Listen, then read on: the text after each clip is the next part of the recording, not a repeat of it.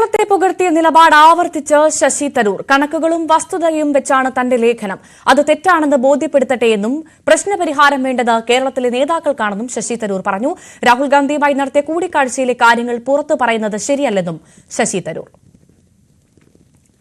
DYFI സംഘടിപ്പിക്കുന്ന startup ഫെസ്റ്റിവലിന്റെ poster ഏറ്റുവാങ്ങി ശശി തരൂർ. പരിപാടിയിൽ പങ്കെടുക്കാനുള്ള ക്ഷണം തരൂർ നിരസിച്ചെങ്കിലും പരിപാടിക്ക് ആശംസകൾ നേർന്നത് ഡിവൈഎഫ്ഐ നേതൃത്വം അവകാശപ്പെടുന്നു. അതേസമയം പുതിയ വിവാദങ്ങളുടെ പശ്ചാത്തലത്തിലുള്ള ഡിവൈഎഫ്ഐ നീക്കത്തെ തന്ത്രപരമായിട്ടാണ് കോൺഗ്രസ് നേരിടുന്നത്. കോൺഗ്രസിൽ തരൂറുണ്ടാക്കിയ ആശയക്കുഴപ്പത്തെ പരമാവധി മുതലെടുക്കുകയാണ് ഡിവൈഎഫ്ഐയുടെ തന്ത്രം.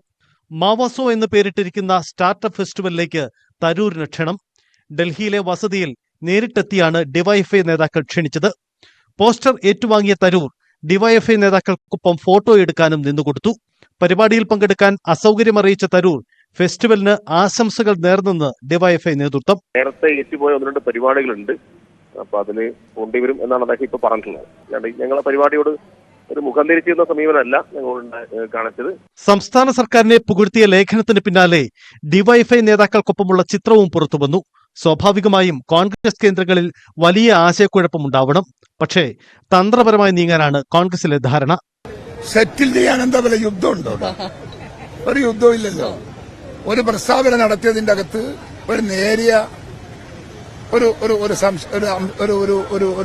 ഒരു പ്രശ്നം വന്നപ്പോ അത് അവിടെ സപ്രസ് ചെയ്യാന്നുള്ളത് നമ്മുടെ ഉത്തരവാദിത്വമല്ലേ? അത്ര വലിയ കഷ്ടമൊന്നും പറഞ്ഞിട്ടില്ല പുള്ളി.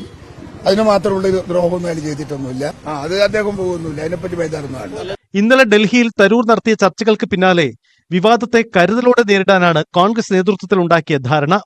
തരൂരിനെതിരെ പരാമർശങ്ങൾ നടത്തുന്നതിന് പകരം സർക്കാരിന്റെ കണക്കുകളെ ചോദ്യം ചെയ്യും. തരൂർ വിവാദം കൂടുതൽ നഷ്ടമുണ്ടാക്കാതിരിക്കാനുള്ള രാഷ്ട്രീയ ജാഗ്രത കാട്ടാനാണ് കോൺഗ്രസിന്റെ ശ്രമം. ന്യൂസ് 18 തിരുവനന്തപുരം. ശശി തരൂരിന്റെ ലേഖന